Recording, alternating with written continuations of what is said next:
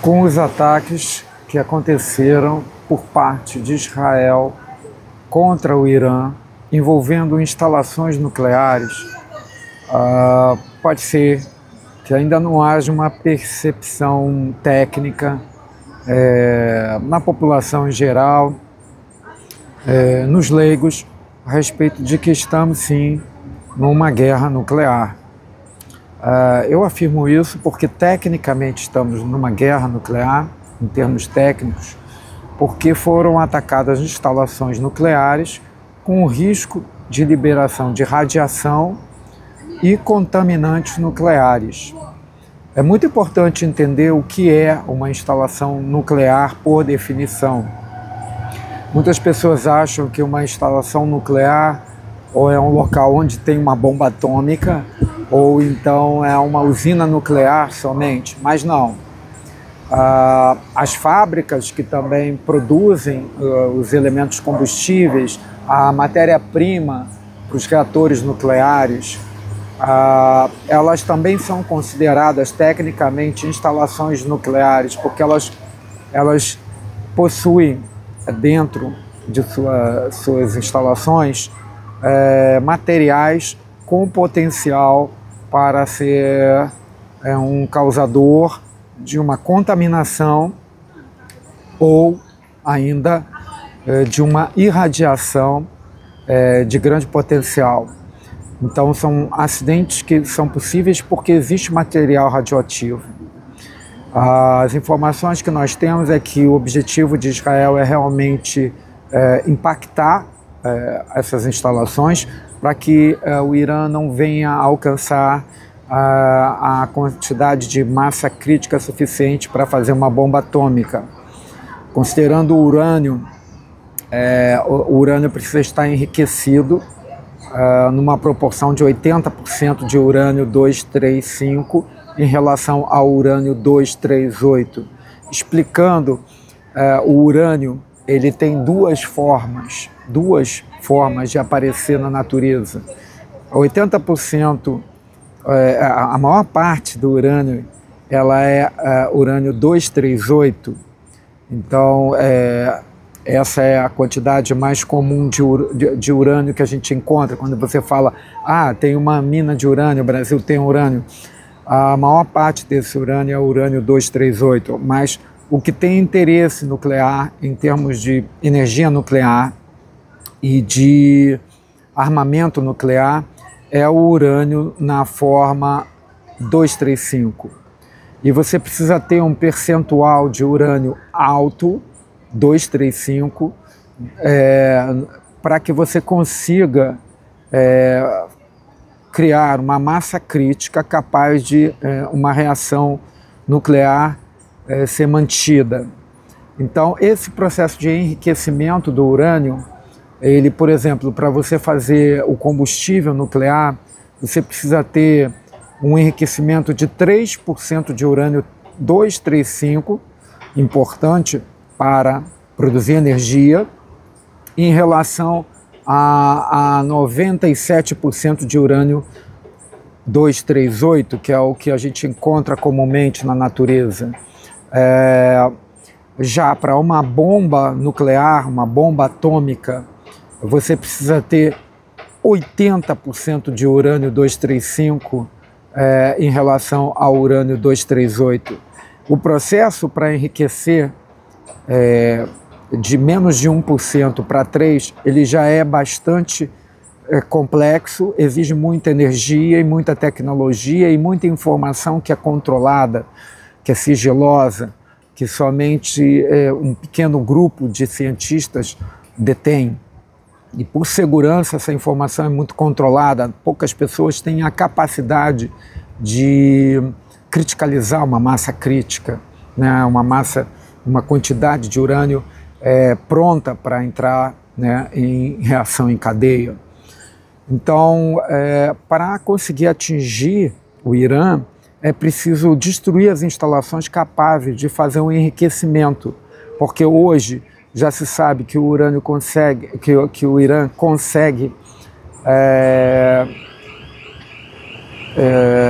fazer o tratamento do urânio 238 em termos de enriquecimento alcançar 60%. Então, faltam só mais 20% para chegar a 80% de urânio enriquecido em urânio 235, que é o importante para a bomba atômica e para a energia nuclear. E para a bomba atômica é que precisa 80%. Para a energia nuclear basta 3%, mas na natureza você encontra abaixo de 1%. Então, esses ataques foram ataques a instalações nucleares que possuem equipamentos muito importantes e tecnológicos para fazer esse enriquecimento, mas também contém material radioativo, no caso urânio e outros materiais, porque quando você faz esses experimentos, quando você criticaliza, você tem a queima do elemento combustível, mesmo nas usinas nucleares.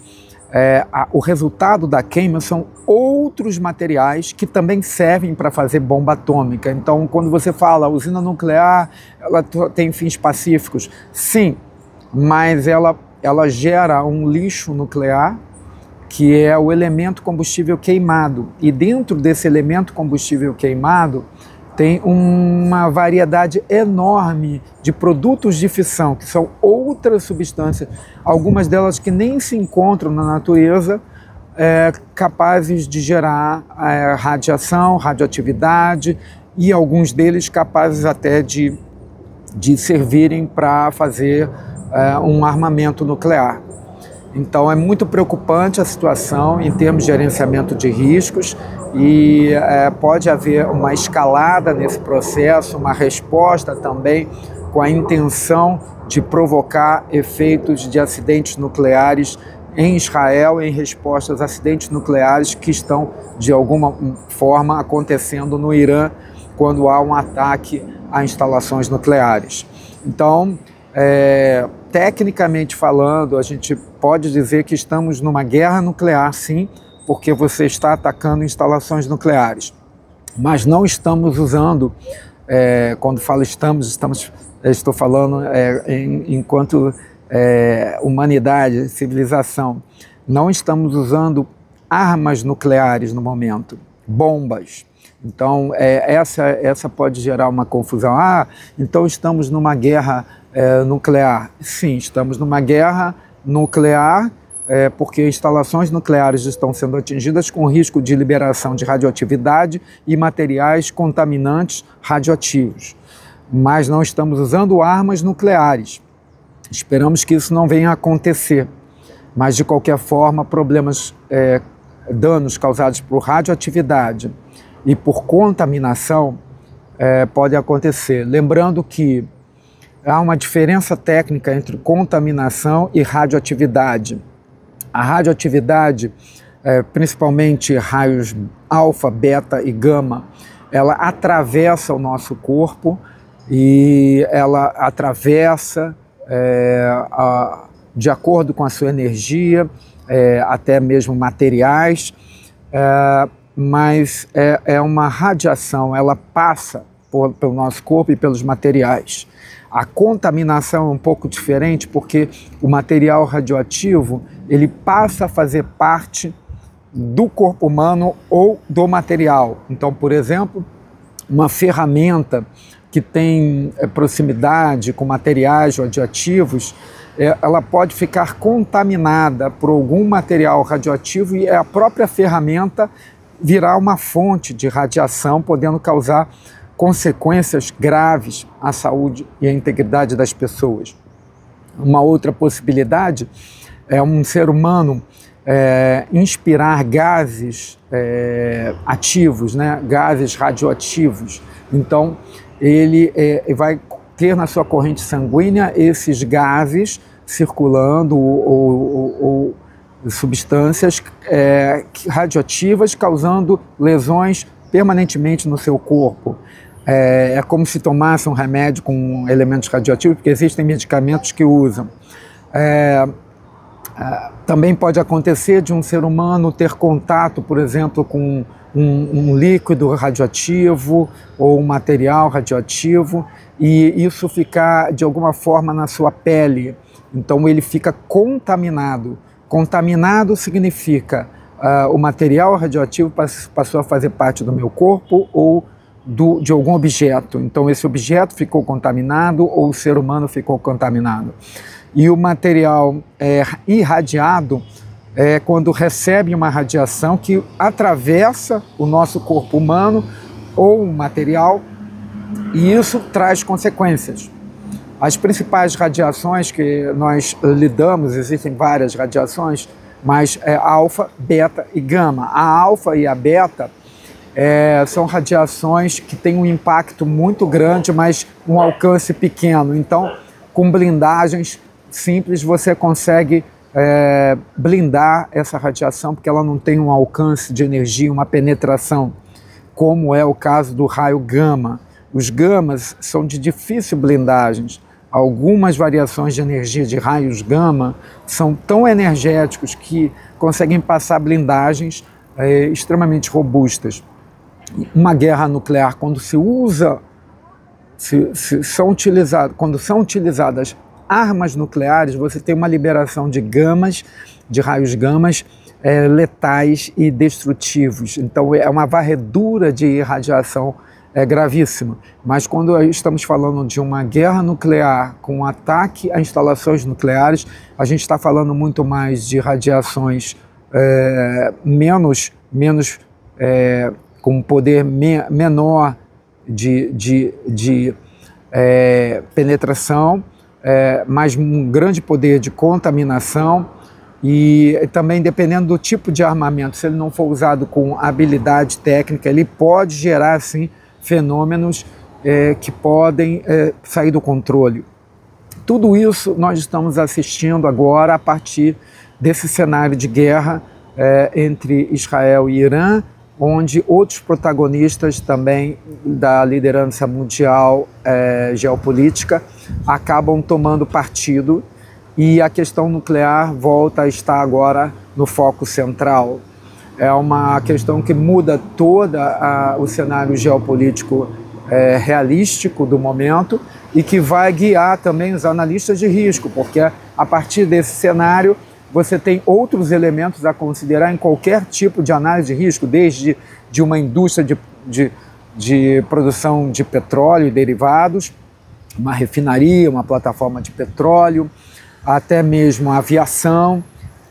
Todas as atividades precisam considerar essa possibilidade de cenário onde você tem ali uma guerra nuclear em curso, ainda a nível de não utilização de armas nucleares, mas atacando instalações nucleares com risco de liberação de radioatividade e de contaminação.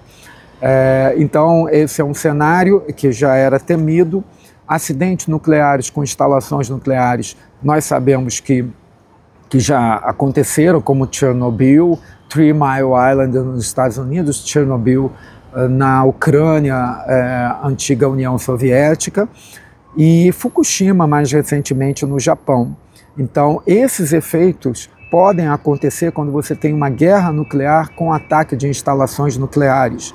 Você pode ter ataque a usinas, você pode ter ataque a fábricas de elemento combustível, você pode ter ataque a reatores de pesquisa em universidades, você pode ter ataque em locais de mineração e de estocagem de material radioativo.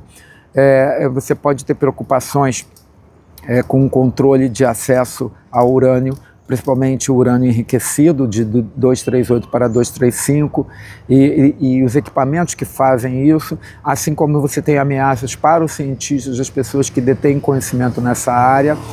Eu sou operador de reator de pesquisa pelo Instituto de Pesquisas Energéticas e Nucleares de São Paulo, que fica ali na USP. E trabalhei também por muitos anos na sala de controle principal das usinas nucleares da Central Nuclear de Angra dos Reis, no Brasil. Por isso eu tenho treinamento de Senior Reactor Operator licenciável, que significa que é apto a fazer uma prova para ser licenciado na CNEM. É claro, isso foi feito há muito tempo, e hoje eu estou trabalhando em outras áreas, mas não deixo de ter o conhecimento e continuar dando até aulas a respeito da segurança nuclear, que é algo extraordinário, incomparável. Você pode comparar com qualquer indústria, indústria aeronáutica, indústria aeroespacial até, e a indústria de petróleo e gás, e o nível de segurança e as técnicas e a tecnologia, a sofisticação dos sistemas de segurança e de automação da área nuclear são incomparáveis, assim como também os riscos, as consequências. Eu quero dizer, finalmente, que não há motivo algum de preocupação imediata da população. Essa é uma ameaça que sempre existiu. Enquanto houver uma usina funcionando, enquanto houver uma instalação nuclear lidando com material radioativo, essa ameaça sempre existirá. E a humanidade prossegue gerenciando esses riscos, porque assim fazemos desde que nascemos, até mesmo na barriguinha da mamãe, lá dentro a gente tem riscos e precisa conviver com eles. E no momento nós estamos com um risco aumentado para um escalonamento, para uma guerra nuclear com armamentos nucleares, mas por enquanto não chegamos nesse nível, e também a posição geopolítica de cada país é importante. Nesse caso aqui no Brasil estamos numa posição privilegiada, mas não totalmente isenta, porque esses acidentes nucleares de grande porte, eles acabam contaminando a camadas da atmosfera a nível global. Essas emissões são sentidas por países do outro lado, no outro hemisfério, depois de algum tempo. Então, você influencia no background de radioatividade do planeta, dada a severidade e a gravidade do que é esse tipo de situação de acidente nuclear.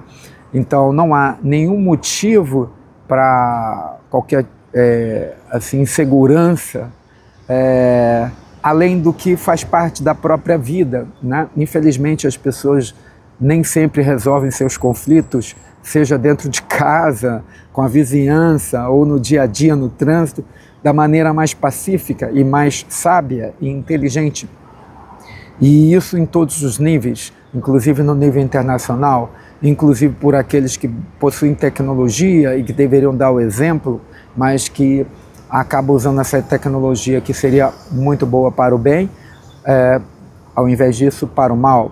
Então, é uma situação que não é nova, é uma situação antiga, apenas um pouco mais complicada, porque nós complicamos também o mundo, né? Ele ficou mais tecnológico, mais complicado, e a gente complicou, e a segurança também foi prejudicada nisso, com processos mais complexos e sofisticados. Eu espero que eu tenha dado uma visão geral sobre o tema, e a minha intenção é só esclarecer, porque o conhecimento liberta, ajuda, tranquiliza e nos faz prosseguir gerenciando os riscos do dia a dia. Por enquanto, sendo assim bem sincero, tome cuidado ao atravessar a rua, porque no momento aqui onde estamos, isso é mais perigoso do que o tema que estamos falando. Digo isso, claro, de uma maneira bem humorada, para passar toda a tranquilidade para as pessoas aprenderem a lidar com a realidade do século XXI, que é muito tecnológica. E ainda tem os riscos cibernéticos associados a toda a tradição dos riscos nucleares, né? Então, espero que tenham compreendido bem a minha intenção e a minha mensagem, e em breve farei, na medida em que for necessário, mais contribuições aqui sobre o tema.